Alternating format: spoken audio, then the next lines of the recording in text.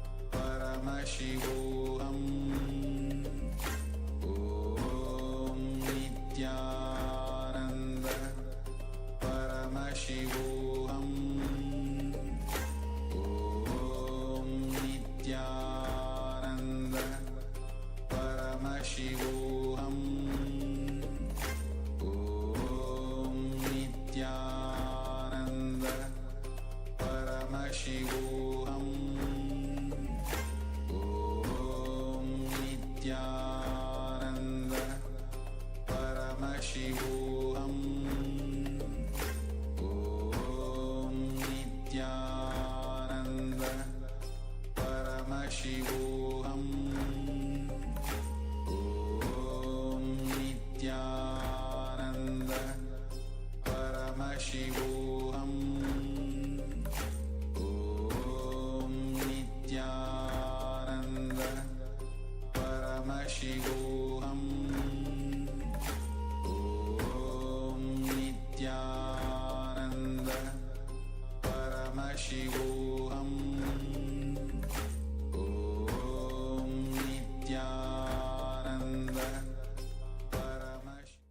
Nithyanandam Paramasukadam Kevalam Jnanamurtim Dvandvatitam Gahana Sadrusham Tattvamasyaadhilaksham Ekam Nityam Vimalamachalam Sarvadi Sakshibhutam Bhavatitam Trigunarahitam Sadgurum Tam Namami.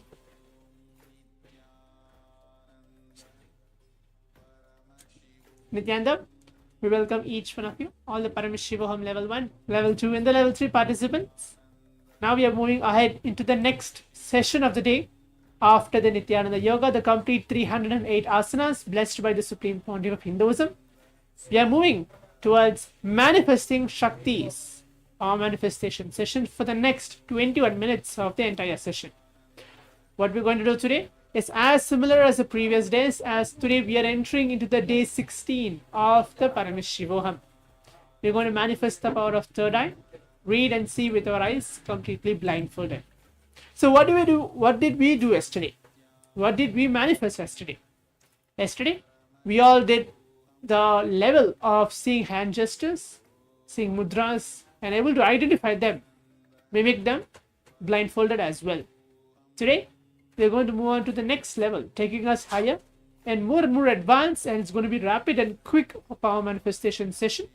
Today, it's going to be reading 5-letter words. We're going to be actually reading words directly now. And moving forward, we're going to be reading sentences. And then finally, just being completely demo ready to present yourself as you are a power manifester. So today, we're going to read 5-letter words blindfolded. Hope all the participants are ready. Before entering to the power manifestation, requesting each of the participants to please bring your eye bands, pen and paper. Please be seated. If you have your Atmalinga as well, please keep that with you for this entire round of the power manifestation, this entire 21 minutes.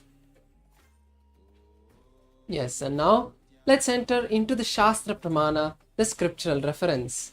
The beautiful scriptural reference that are revealed by Paramashiva.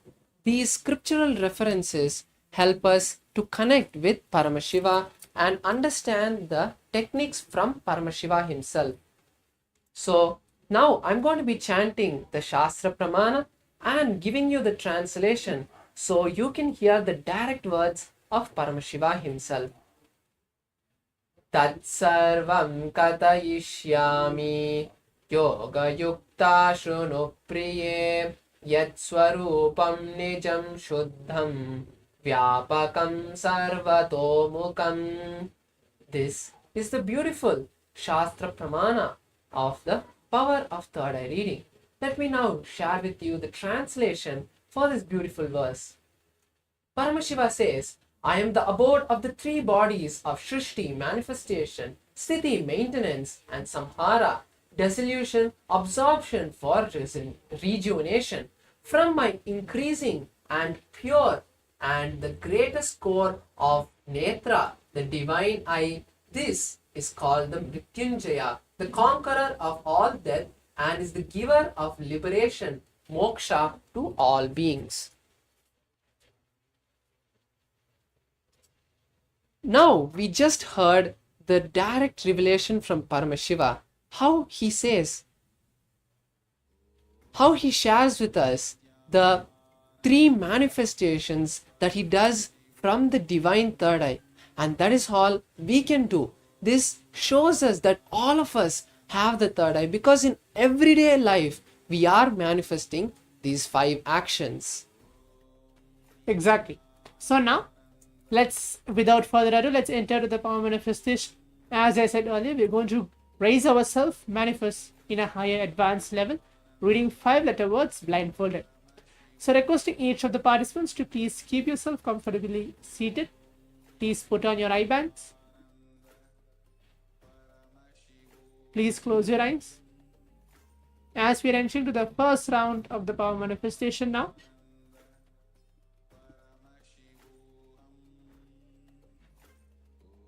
Keep your eyes closed.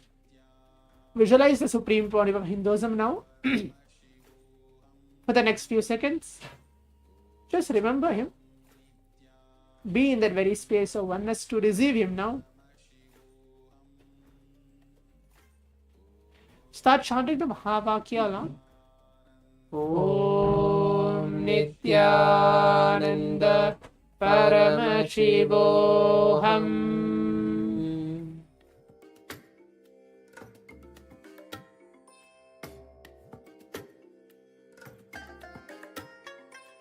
I bless you all.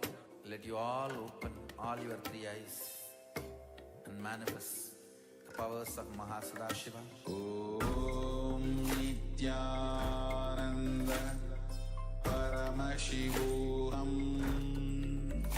Om Nithyananda Paramashivoham. Om Nithyananda Paramashivoham.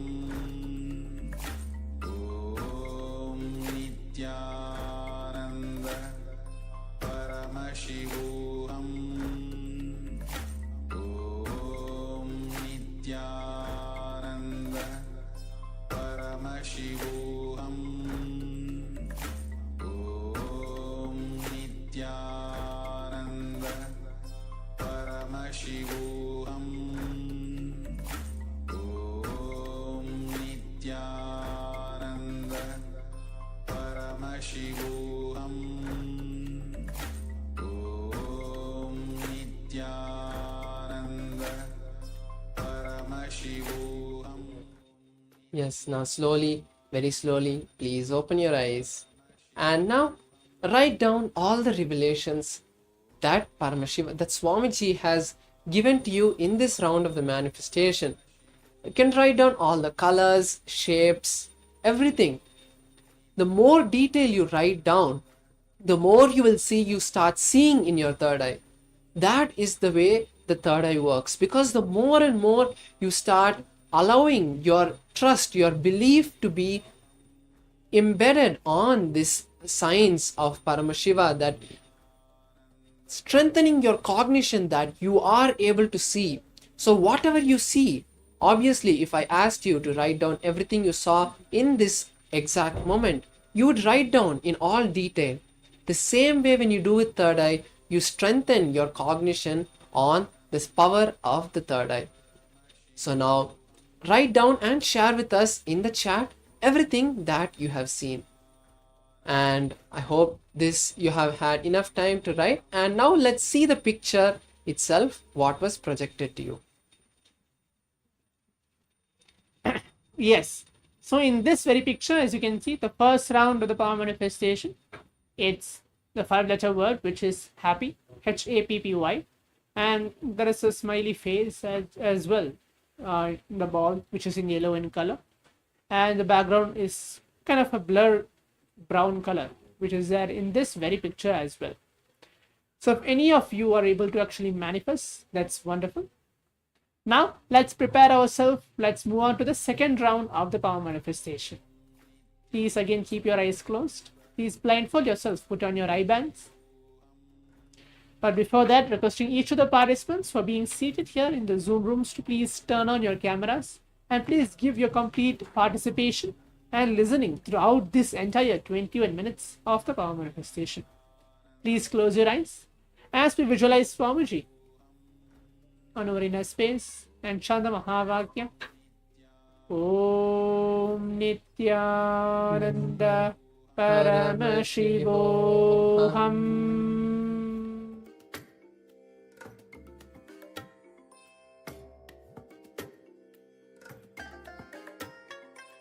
I bless you all.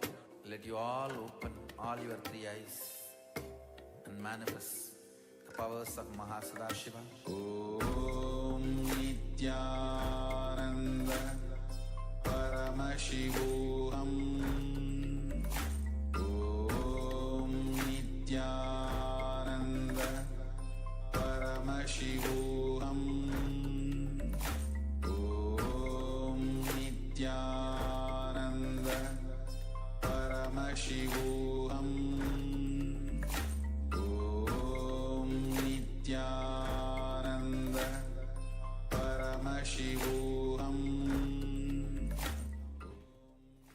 Yes, slowly, very slowly. Please open your eyes.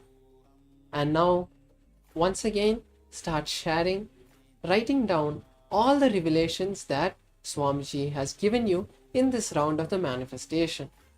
And as you write down, you can just listen to another powerful cognition that you must hold when you manifest this power of third eye reading.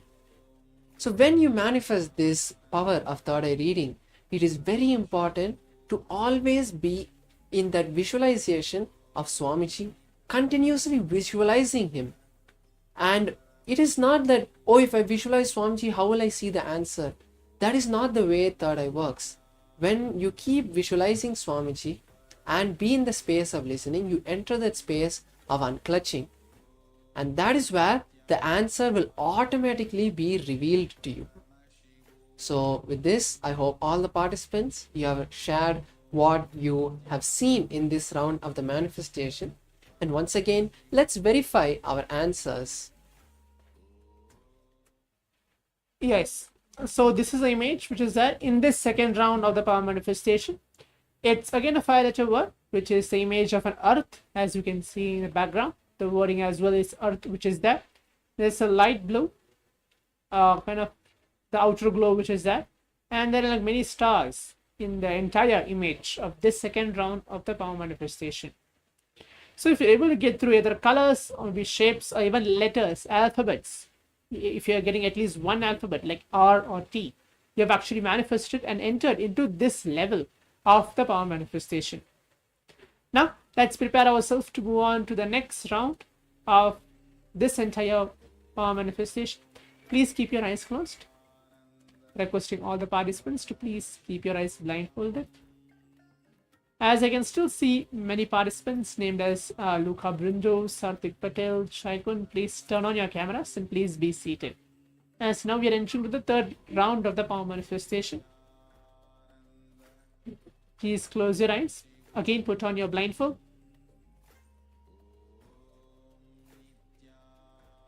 Visualize the Supreme Pontiff of Hinduism onto your third eye. And then start chanting the Mahavakya. Om Nithyananda Paramashivoham.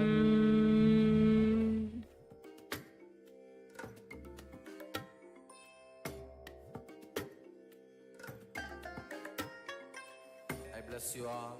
Let you all open all your three eyes and manifest the powers of Mahasadashiva. Om Nithyananda Paramashivoham.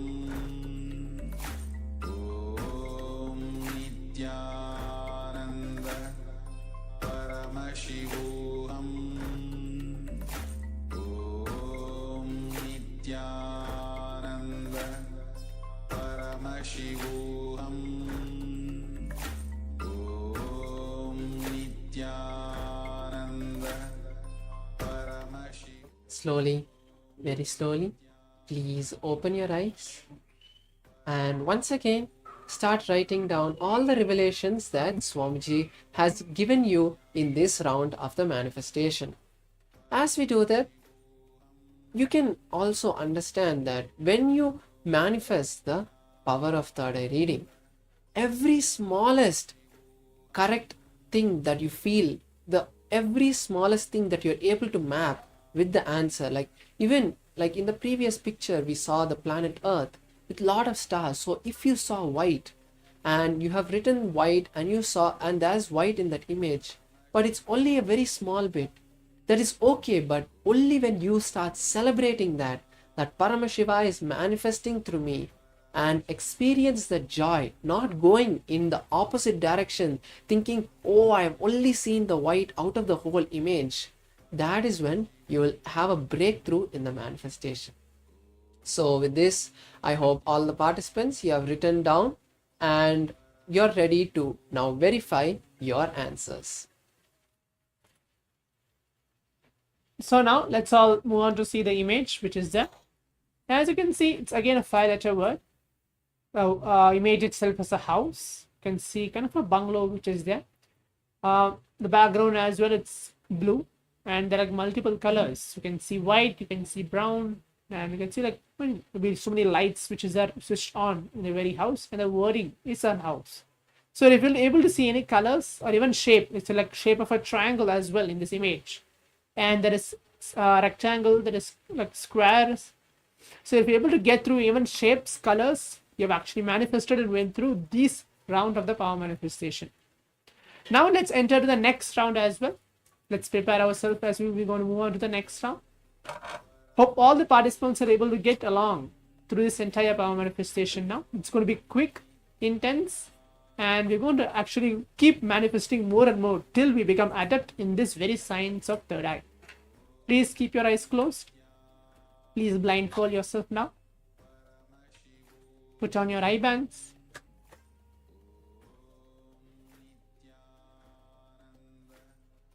Visualize the Supreme Pontiff of Hinduism onto your third eye. Start chanting the Mahavakya. Om Nithyananda Paramashivoham.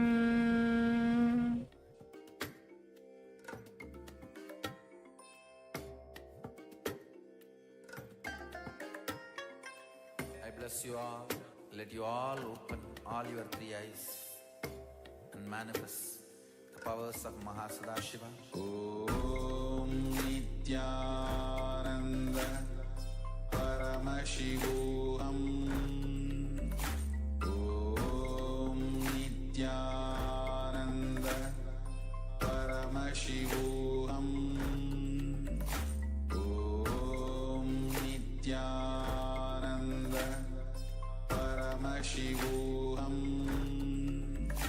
Om Nithyananda Paramashivoham. Om Nithyananda. Yes, slowly, very slowly, please open your eyes. And now, as we have once again seen so many different revelations in our third eye, let's start writing them down in our paper or laptop, wherever we are noting them down. And also, let's take this time to understand another thing. As we perform this 308 asana Dvitiya Vinyasa Krama yoga sequence, we have been prepared by Swamiji to manifest the powers. So don't feel that, oh, I'm not able to manifest, it's not happening. You need to start understanding everything that Swamiji is doing for us is to make us manifest the powers. So now once again you can share in the Zoom chat or YouTube chat what you have manifested. Let's now verify our answers. Yes. So now let's all move on to see the image which is there for this round of the power manifestation. So as you can see, it's again 5-letter words. It's the word of music which is there in this round of the power manifestation, and the background as well, you can see many kind of which is there like kind of a symbols of music which is there in this round of the power manifestation.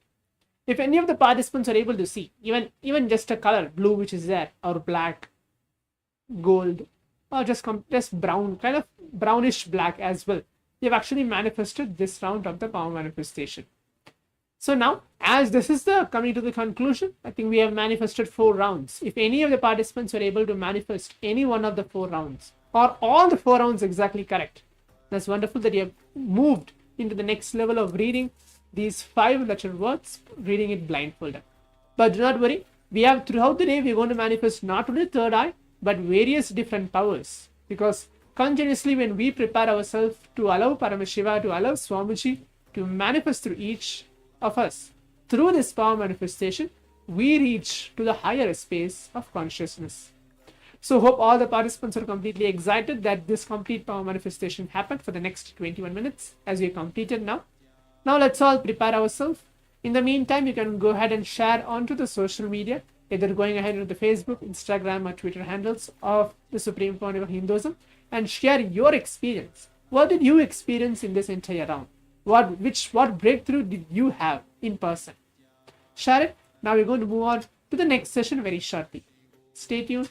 Thank you, Nithyananda.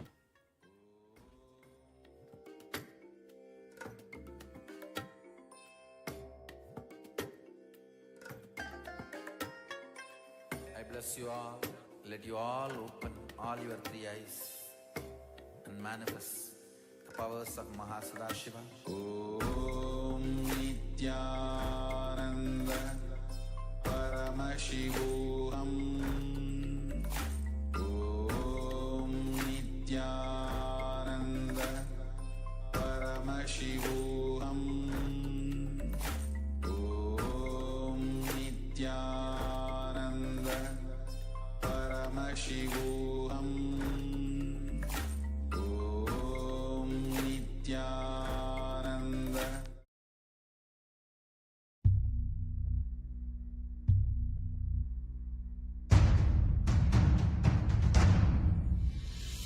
Sit as Paramashiva. Inhale and exhale deeply with 25 heads and 75 eyes and 50 hands. Visualize, meditate, connect with him. He is a living, alive being. Drop your form into his form and dissolve. Remember, you are a Sarupya Mukta, means your form is dissolved into his form. All my disciples, now I am initiating Salokya Mukti, Samipya Mukti, Sarupya Mukti, Sayujya Mukti. Om Nithyananda Paramashivoham. Om Nithyananda Paramashivoham. Om Nithyananda Paramashivoham. Om Nithyananda Paramashivoham. Paramashivoham. Om Nithyananda Paramashivoham. Om Nithyananda Paramashivoham.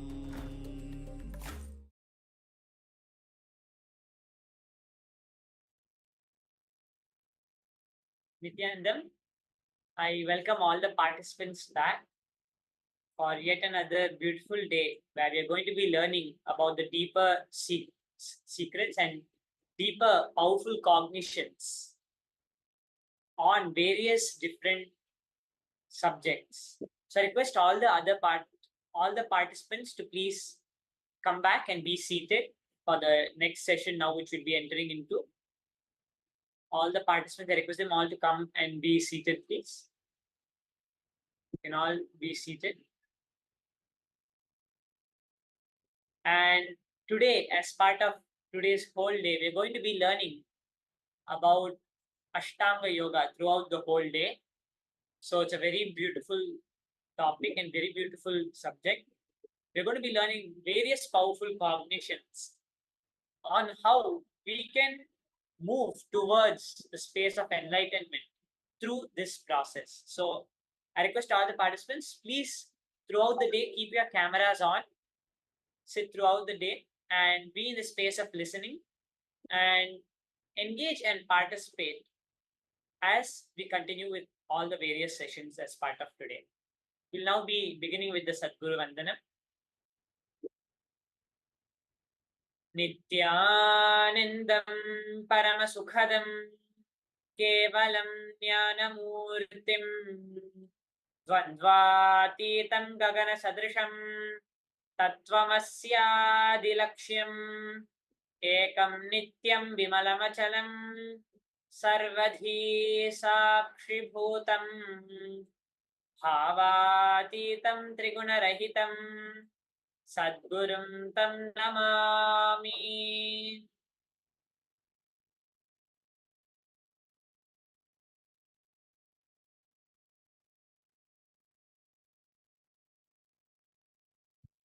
I welcome all the participants for today. So now we'll be first entering into the first session as part of today.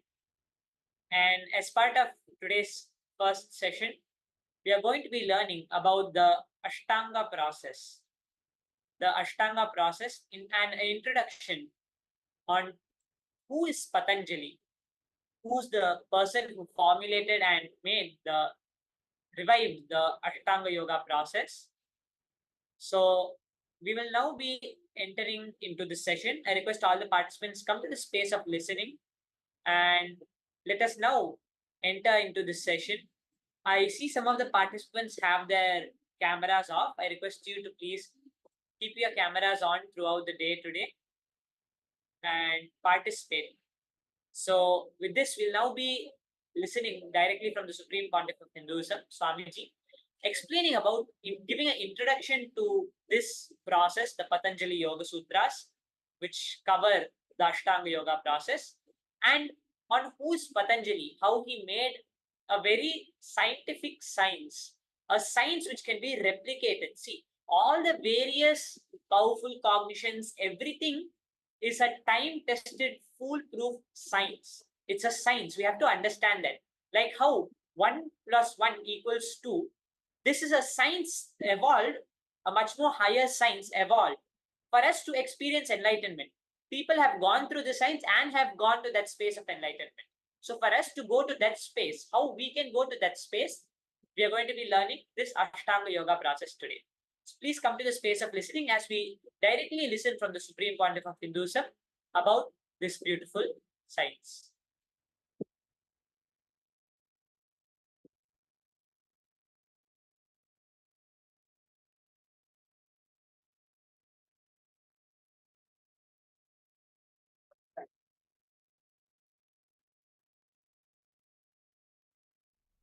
When I started sharing the spiritual knowledge, I was asked by our devotees, Swamiji, please give us 2-3 books which will be essence of all the spiritual knowledge. Essence of all the spiritual traditions. Essence of all the spiritual truths. I chose 3 books. 1, Shiva Sutras. Another one, Bhagavad Gita. 3rd, Patanjali Yoga Sutra. I finished talking on both the books, Shiva Sutras and Bhagavad Gita. Now, today I am starting the series of discourses on Patanjali Yoga Sutra. Before entering into the Yoga Sutras, introduction, few words to introduce the great author Patanjali and this book.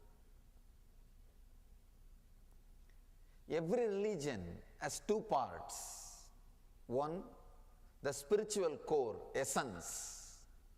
The other, belief system.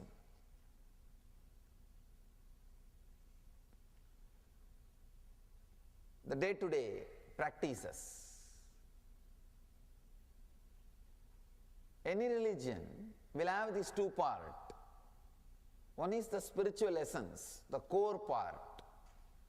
The another one is day-to-day beliefs.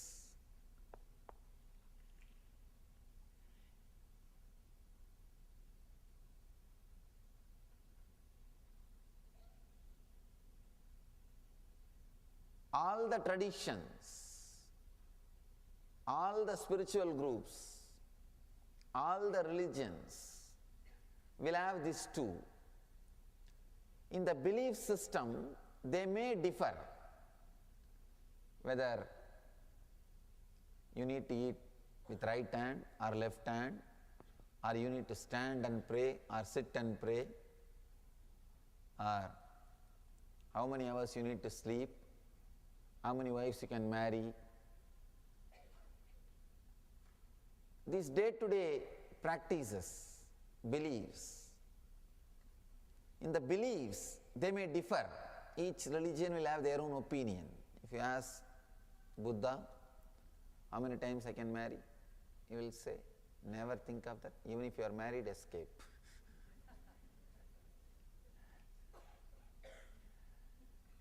If you ask Shankara, he will say, don't marry. If you ask Krishna, marry how many times you want. Only thing, don't bother to count. So each one will have their own opinion. Each one will have their own ideas, the day-to-day belief system, or the day-to-day things. But in the spiritual core, the essence, everybody accepts the basic truths. There are some truths which is accepted, experienced, expressed by everybody. That is what we call spiritual essence. The belief system is different, spiritual essence is different. Whatever masters believed led them to that spiritual experience has become belief system. Please understand. Whatever the masters who had the spiritual experience, whatever they believed has led them to that experience has become belief system. If somebody believed being unmarried led them to enlightenment, spiritual experience, being unmarried becomes a belief system to achieve that truth. If somebody believes fasting led them to spiritual experience, fasting becomes a belief system. If somebody believes worshipping some deity led them to that spiritual experience, worshipping that deity becomes a belief system. Whatever masters believe has led them to that high experience has become belief system. Always, from time immemorial,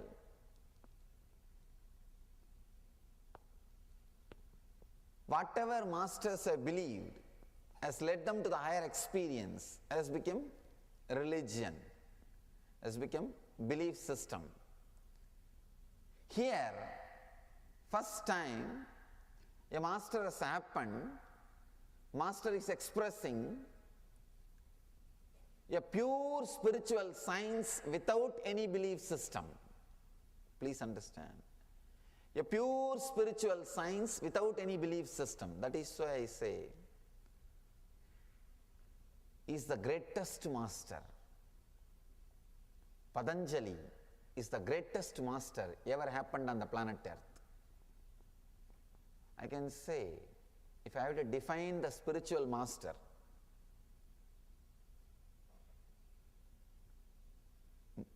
spiritual master is a person whose teachings are remembered every day and practiced by people. If this is the definition of the spiritual master, Patanjali is the greatest master in the planet Earth. Because directly or indirectly, almost all the religions are influenced by this great master. Directly or indirectly, almost all the religions are followers of this great master.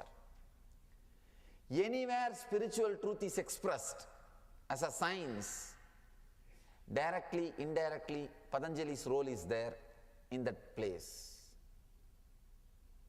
He is an ultimate master, I can say, a rare master, who has made a spiritual tradition without any belief. No need for any belief, no need for any assumptions, no need for any theories, no need for any philosophies, straight, simple truth. Experience, straight, simple truths which can be directly experienced. I can say all religions have only two parts. One, belief, other, Patanjali's part, that's all. All religions has only two parts. One is belief, day-to-day system, the science, Patanjali's part. Nobody is able to grasp Patanjali, either before or after. Still, he holds his position. He is the ultimate greatest spiritual scientist happened on the planet Earth. He is very clear. He is very clear. He is not mincing words. He is not playing with words. He is not having fine prints. If you see in the billboards, big billboards, free, below there will be one fine print, conditions apply. He doesn't have any fine prints. He's a straight master. Straight away he talks about the truth and gives the experience. He is the first master, I can say last master, who made spirituality into a science. Please understand. Entering into the other consciousness, entering into the other zone, entering into a different consciousness, different space, was always an accident or a miracle. Till Patanjali, it was an accident or a miracle. Getting enlightened was an accident or miracle. Both has no logic. First time, Patanjali made that as a science. You don't need to wait for that accident or miracle to happen. You can create it. You can consciously work for it and achieve it. Patanjali is the first master who explored, experimented, experienced and expressed the whole thing in clear terms. In very clear terms. All kinds of miracles, all kinds of accidents happens in the planet Earth with a clear cause and effect system. Please understand. He has not only explored the science of enlightenment, he has explored all the planes in which metaphysical experiences happens. Different kinds of experiences happens. He has explored everything, experimented, experienced and expressed. I want to give you one simple example.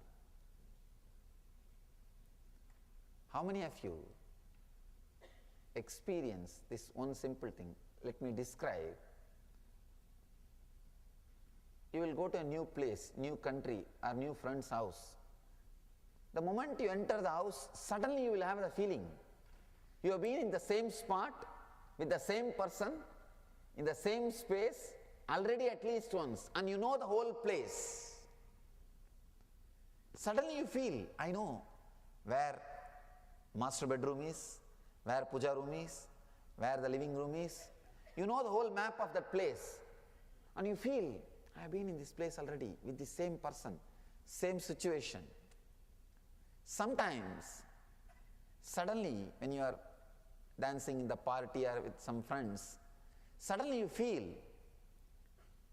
somebody is going to come or something is going to happen in next 5 minutes. It will happen exactly. That same person will be there or that same incident will happen. How many of you have felt this kind of any experience at least once in your lifetime? Raise your hand. Understand? If it happens once in a while for one person, you can call it as coincidence.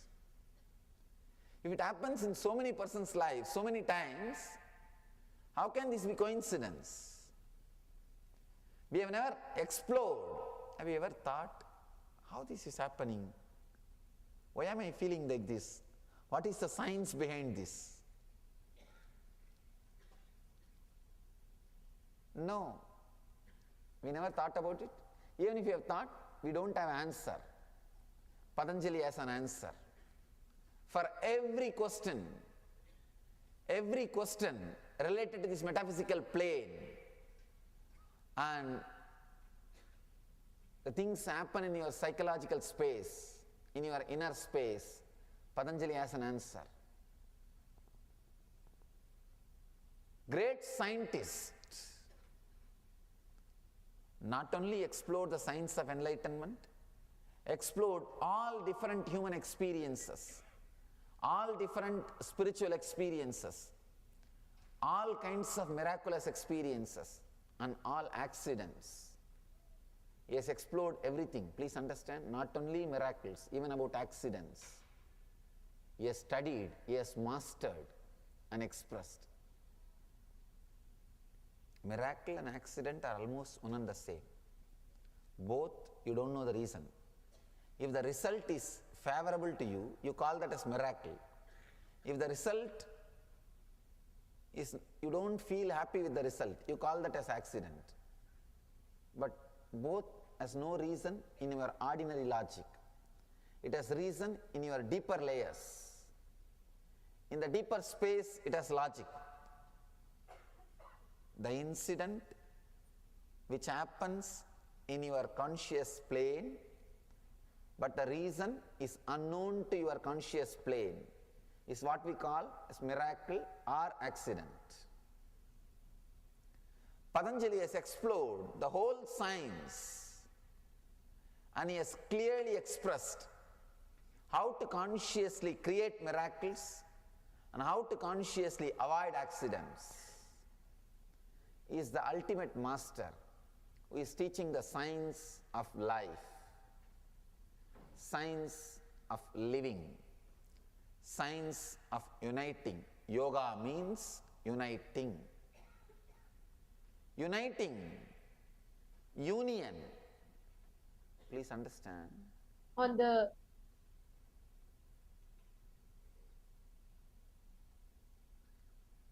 uniting the individual soul with the cosmos, uniting the individual identity with the whole nature.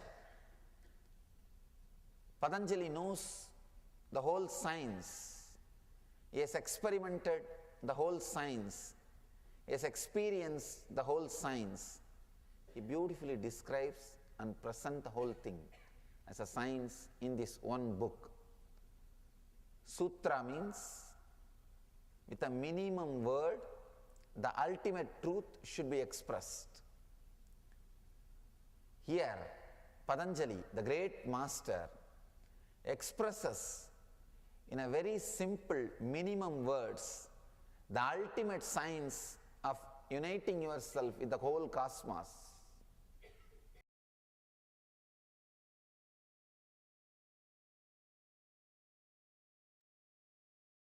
Yes.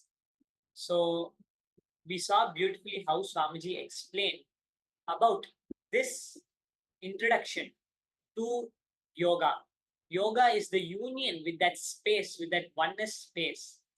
So now we'll be learning more about who is Patanjali. Patanjali is the father of yoga. Almost all religions are influenced directly or indirectly from these sacred, secret teachings. Swamiji says very beautifully, Patanjali, he is the founder of, literally Swamiji says all the traditions, whatever they follow are the spiritual practices they follow is from Patanjali. Patanjali was the first person to develop the science, one of the greatest inner scientists. When we say inner scientists who were doing the research and development inside. In Swamiji says in those times we used to have at least 10,000 inner scientists, rishis, the people who did research and development inside. Patanjali's teachings are at least 5,000 years old. Patanjali lived in a place called Chidambaram in South India in Tamil Nadu and left his body in a place called Rameshwaram in South India. Patanjali gives the greatest of truths, as we heard, in sutras, in just a few words, very, very minimal words, giving the greatest truths, very such high grade truths. Patanjali reveals it in very basic sutras, which is revealed as the Ashtanga Yoga. Patanjali was an enlightened master from India, and we remember him for the Patanjali Yoga Sutras, which he revealed. The Patanjali Yoga Sutras is a 8-step process where we are taken from where we are to the ultimate space of samadhi, to the space of enlightenment. Very beautiful process. So today, whole day, we're going to be learning about this beautiful process. If we understand even the powerful cognitions, we'll be able to simply manifest this experience in us. So now we're going to be learning about three categories of spiritual literature. The first is the Shastras, the books of philosophy. The outlining goals of what you wish to achieve in life, death, what happens after that, what is Atman, soul, etc. See, all the Shastras are basically all the various powerful cognitions. Swamiji literally says the Nithyananda Sangha is the living the teachings of the Vedas and Vedantas. Vedantas is the best of the Vedas, and the Agamas and the Agamantas, the best of the Agamas. This is the essence of the whole Nithyananda Sangha. All these are the powerful cognitions which we live. The powerful cognitions, the more and more we start to live, we start to see how we are living enlightenment itself. All these powerful cognitions are given by Swamiji for us to live it. This is the first aspect, the Shastra aspect, as we understood. Now, the second aspect is the Stotras.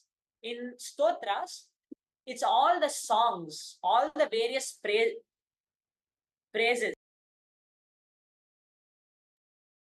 all the various devotional songs for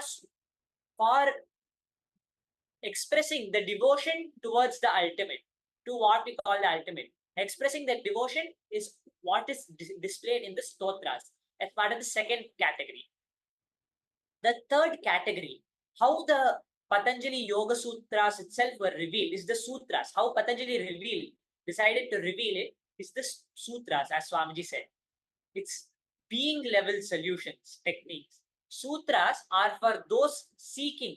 Only the people who are really seeking can understand, who are really seeking for that space of enlightenment. Only those people can understand these sutras, because it's such wide and very great concepts put in a very easy way, easy, small format, very condensed format put together is the sutras. Patanjali does not depend on any faith. He's just providing the clear-cut techniques. Swamiji says there are three parts, like the Nitya Sutras, Dhyana Sutras, and Ananda Sutras. Patanjali reveals those Dhyana Sutras where we can, whenever we need, we can practice and move higher. It's very simple process, especially in the physical level, and it's in the next session as we're going to be understanding. Yoga is not just in the physical level. Being in union with that ultimate space, in that space of oneness, is yoga. So all these various sutras are all bringing us back how we can more and more establish on that Supreme, on Paramashiva, how we can establish on that.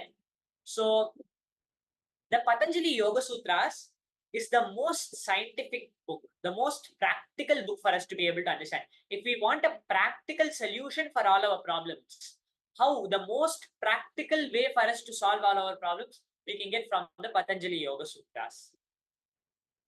And these are unadulterated, not at all corrupted, very pure, directly from the source. Directly Patanjali has revealed it from the source, experienced it. It's very important. Patanjali has experienced it and is revealing it to us. So we can get the ultimate and pure experience. I request some of the participants have their videos off, and I request you to please be seated in front of the camera also, all the participants, and keep the cameras on and engage. Any questions you have, any doubts you have, any clarifications you would like to know, the three aspects which you just now learned about, the Shastra, Stotras, and Sutras. In these three, or anything else you want to be able to understand, you can please ask. Feel free to ask whenever you want. If you're watching, wherever you're watching, you can please ask. If you're watching on YouTube, you can post it on the YouTube chat. And if you're watching it on Zoom, if you're connecting on Zoom and watching, you can please post in the Zoom chat. So we can understand very clearly how Patanjali is revealing these sutras. Patanjali is an extraordinary scientist and is the father of all Eastern philosophy and religions. All which we see in Hinduism, some or the other way, any indirect or direct way, Patanjali is influencing it, as Swamiji said in the satsang. And it's very pure, directly revealed from an experience.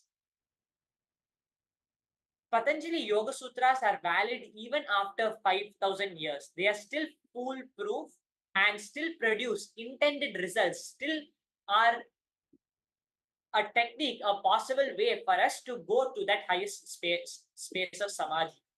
So all of us, today we are going to be going through there are 8 parts of the Patanjali Ashtanga Yoga, which Patanjali revealed, the Ashtanga Yoga.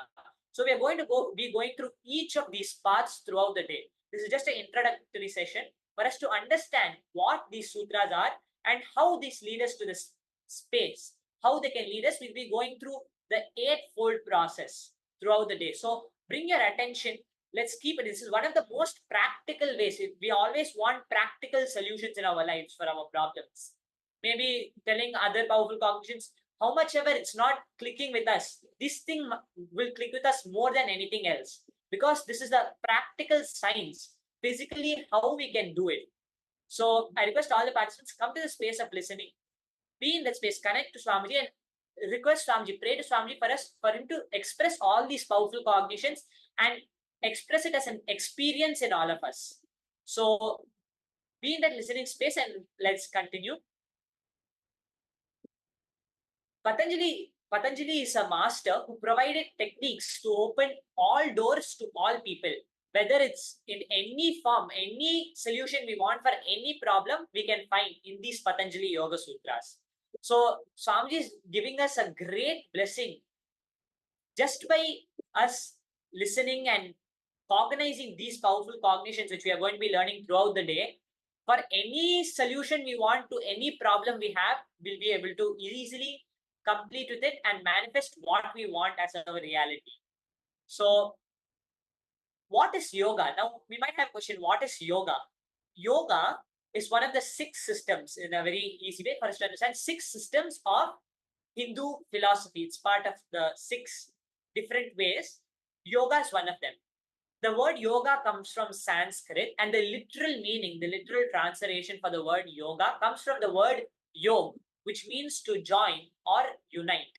Uniting with that ultimate space is yoga.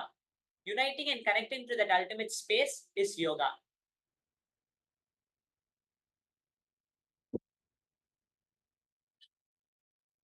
Whenever we talk about a union, we always try to bring duality in it whenever we talk about union. Maybe 2 things coming together. But it is not 2 things coming together. It is us understanding that we are the ultimate. Yoga brings us to the understanding that we are the ultimate and we are not separate individuals. We always try to form an individuality out of ourselves. Yoga means the union with the individual with the absolute. So there's no difference. The absolute is always there. It's always consisting of us. It is just us raising to that frequency for us to be able to understand our existence as the absolute, as the ultimate, as the whole universe, how we exist. Understanding that is yoga. Yoga teaches us that by our very nature, we are not separate. We do not have to have an individual existence to exist in this world. Even in this world, for us to exist, we do not have to have an individual existence. We can exist much more higher and much more powerfully in this same world, relating with people, existing in a much more higher quality and raise our very way of existence, the way we exist itself. Yoga also tells that we are not one among the many, but the source from which the entire universe is manifested, the entire manifestation of dualities has come into being. The space of oneness, that space of oneness is who we are. And in these further sessions now, we are going to be learning about the Yoga Sutras, a scripture written thousands of years ago by a great sage, Patanjali. We are going to be learning about this beautiful teaching and revelation by Patanjali. Swamiji has revealed this very beautifully and is taking us through this whole process. So let us be in the space of gratitude and listen completely to this session now. Now we are going to be moving into the next session. In this session, now we are going to be in this session, we are going to be forming a teamily. It's a very important part as part of our day, as part of this session, which we are going to be doing. Throughout the whole day today, now we are going to have multiple team processes. Means throughout the day, we are going to be having processes which would require for you to have a team or like a partner with you. So the team which we are going to now be giving some time to form should at least be of 2 people. Your team should consist of 2 people. You can call anyone from your local sangha, your near and dear ones, anyone you want. I'm going to be giving some time for this, and request all the participants, you can call anyone who you feel will connect with you and form a teamly throughout the day today. Even within the participant Zoom over here, you can call and you can connect over here. You can speak in the chat over here. You can connect with each other. We have to form this team because throughout the day, we are going to be going through many various different processes, which would require us to have a team with us. Means a few more people with us to relate and work out the process. So now I'll be giving some time for all of us to do this, and then we'll come and we'll continue with the next session. So request all the participants, take some time. You can all take some time to form a team. Like even if the people are around you, even in your own house, if you have some few people, request them. Today we are going to form a teamly and be consistent throughout the day for us to be able to do all the various processes which Swami is going to be revealing to us and manifest the powers of Paramashiva. So now take some time and form the teamly, and then we'll come back for the next session. Om Nithyananda Paramashivoham. Om Nithyananda Paramashivoham. Om Nithyananda Paramashivoham. Om Nithyananda Paramashivoham. Om Nithyananda Paramashivoham. Om Nithyananda Paramashivoham. Om Nithyananda Paramashivoham. Om Nithyananda. Take some time, just form at least 2 people in your teamly for you to be able to connect and perform all the various processes you're going to be going today. You can just take few phone calls. You can request them to join the program here, or you can connect with them. Just tell them to be connected with you throughout the day so that you can do the various processes. These powerful processes will help you complete with various powerlessness and all in your life. So it's very important we have the team leads. See, the whole Paramashivoham program is designed for us to break through various patterns which we are holding and manifest the powers and manifest Paramashiva in us. So manifest that space of enlightenment, manifest that space of Nirvikalpa Samadhi in us. To manifest that, we are having this whole Paramashivoham program. So each day, each session is very important for us to attend. So you can take some time and call. I'll just be giving some time for that so that you can call.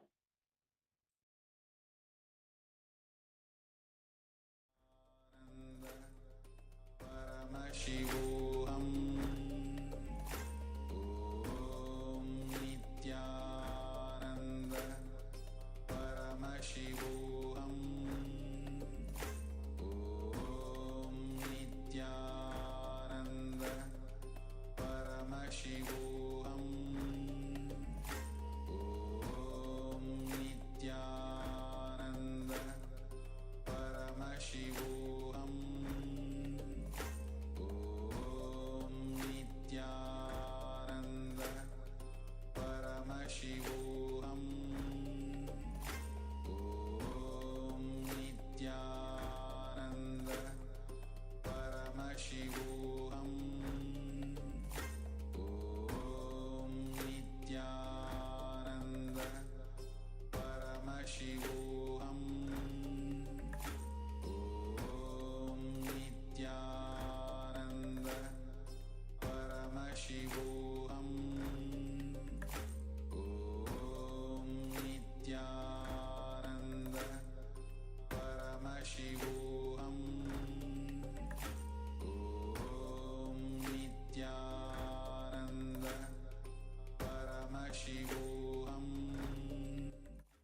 I request all the participants, once you're done forming your teamly, you can just post done in the chat. You can just post done in the chat if you have done forming your teamly. Like even if it's inside your own house, you already have people over there, you can just put done in the chat.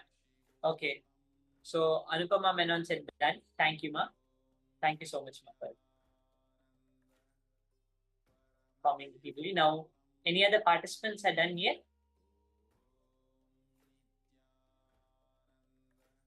Any near and dear ones you have, or anyone from the local Sangha also who's over there, you can just make sure you have formed a teamly. See, because we are going to be going through some of the processes today which require us to have the teamly. That's the only reason it's very important that we form the teamly today. So please make sure you are attending and sincerely doing all the various powerful cognitions, the various things which is being revealed from Swamiji himself.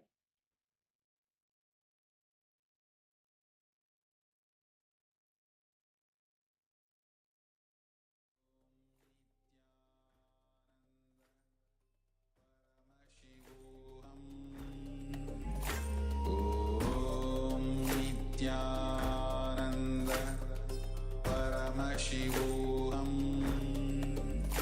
Om Nithyananda Paramashivoham Om Nithyananda Paramashivoham Om Nithyananda Paramashivoham Om Nithyananda Paramashivoham Om Nithyananda Paramashivoham Om Nithyananda Paramashivoham. Any other participants? If you're done, you can just put done in the chat so that we can move on to the next step. Next, you're going to be having the power manifestation now. So I hope all the participants are done forming their teamly. There is enough time for you to form your teamly for us to do the processes today. Okay. So with that now, we are going to be entering into the power manifestation now.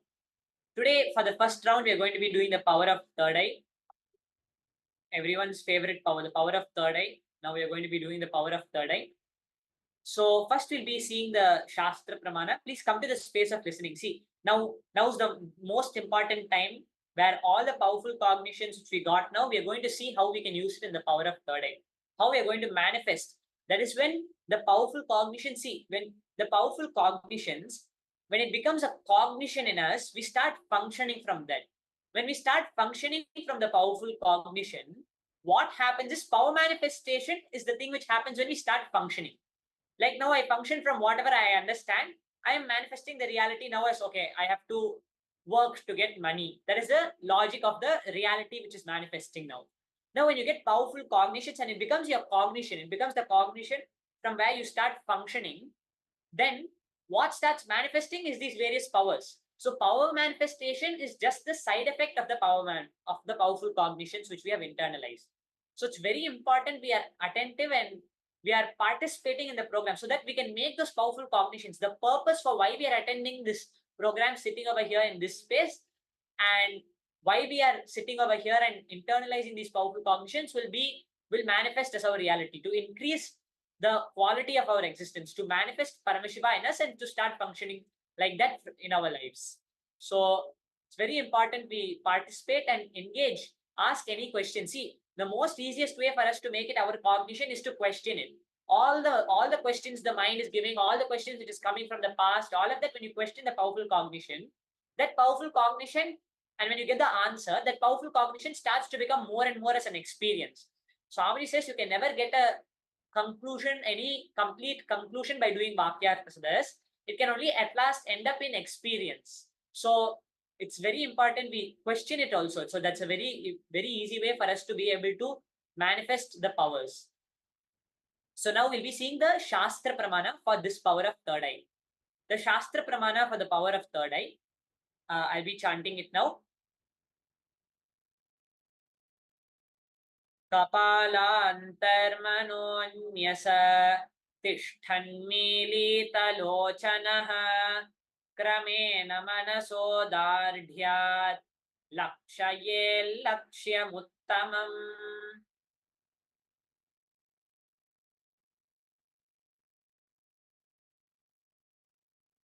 Bhagavan Paramashiva beautifully says, by fixing the mind on the inner space within the crown center, which is fixing on the Sahasrara Chakra, which is the representation of Guru for us, which is directly Swamiji himself, and sitting stably without any movement, having the eyes closed, sitting stably, just calm, rest in the restful awareness without restlessness, in that space of restful awareness. When we sit in succession, by that stability of the mind and inner space, through the power of the third eye, through that power of the third eye, one directly sees the ultimate goal, lakshyam, the purpose, the ultimate goal, by having the vision beyond the sight, what we call as the sight which we see through our eyes. Having the vision beyond that reveals any object or place, in any object or any place, attaining the space of oneness with the source, Paramashiva. If we see beautifully over here how Paramashiva is revealing the technique, the way how we have to manifest this power of third eye. When we fix the mind on the inner space within the crown center, on the Sahasrara Chakra, when we visualize Swamiji and sitting stably without any movement when we sit, having the eyes closed in succession, by that stability of the mind and inner space, we experience that oneness, that space of all existence in all beings, and manifest the power of third eye. Now we'll be seeing the Apta Pramana. The Apta Pramana is where Mahavishnu foresees the manifestation of Bhagavan Kartikeya from the third eye of Paramashiva. Yena viryam pathed bhumau tatkarishyatha nischitam tatra viryo cha bhavita skandanamo prabho sutaha. Sri Vishnu said, by the method of emitting of the life-filled energy, Viryam, from the divine third eye of Paramashiva onto the ground, will certainly be from that life-filled energy, the son of Paramashiva, named Skanda, will be born. This comes from chapter 1, Kumara Khanda of the Rudra Samhita in Shiva Mahapurana. See, this is very beautiful how Bhagavan Mahavishnu saw this manifestation.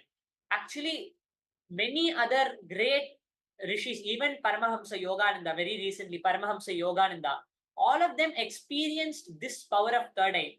In the autobiography of the yogi, Paramahamsa Yogananda shares the same experience, like how Swamiji had shared his enlightenment experience. Paramahamsa Yogananda was sitting in Kali temple in Dakshineshwar, is sitting there, and at that time, he experienced this 360-degree vision, where he was able to see on all sides. Yes, it is in the Kali temple in Dakshineshwar. When Paramahamsa Yogananda had gone there for a visit, at that time he was sitting in front of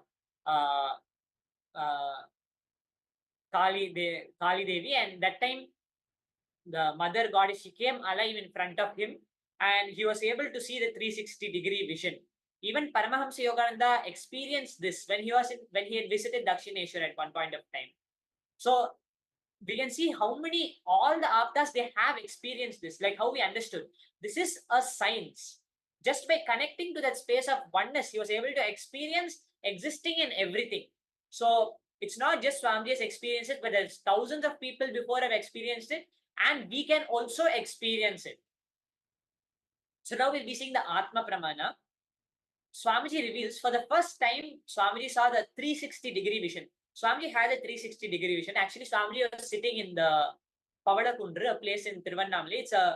It's called the Coral Hillock. It's a place where you sit, you can see all the 5 faces of Arunachala, of the ecosystem of that, all the 5 faces of Paramashiva. And in the representation of the mountains, you can see from that point.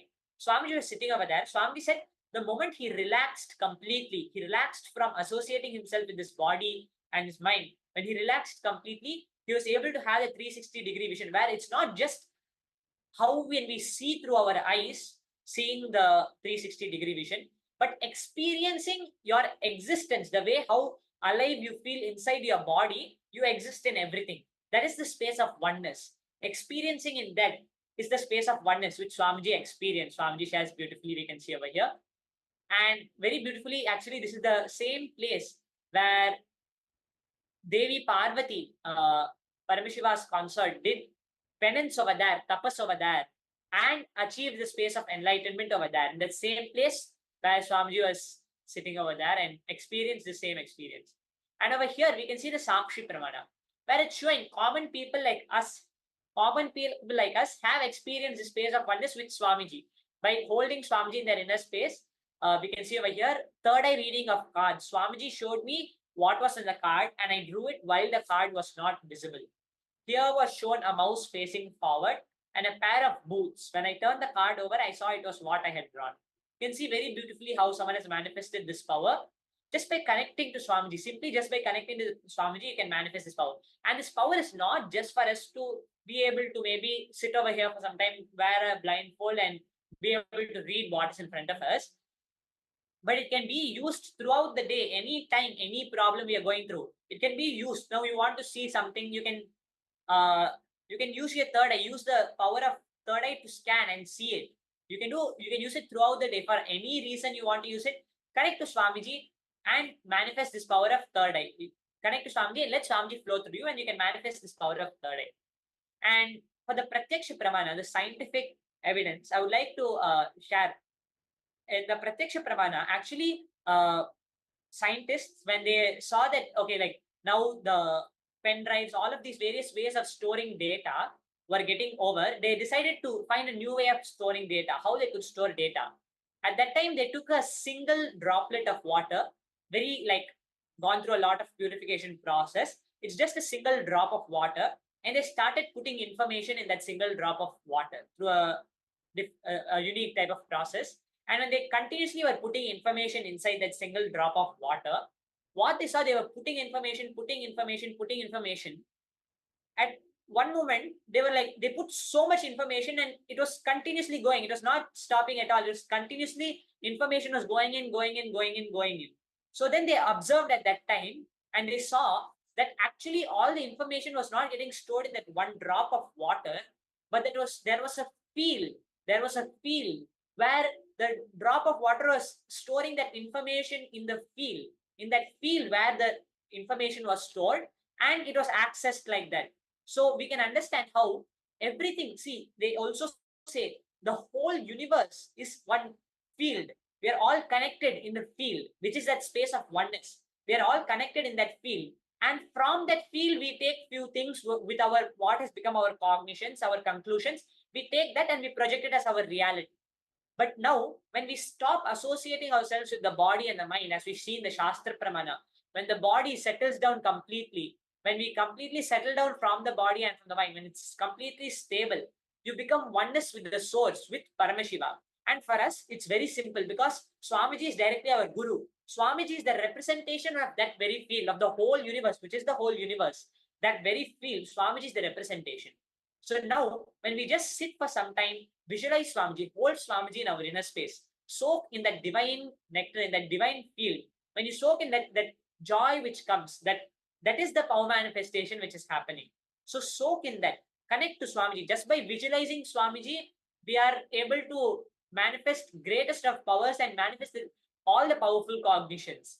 Just by connecting to Swamiji, we just have to, all the powerful cognitions are only for us to know that, yes, there is a possibility for me. Now, you know you have a possibility. Okay, I can walk, I can speak. All of these powerful, various possibilities you know of yourself.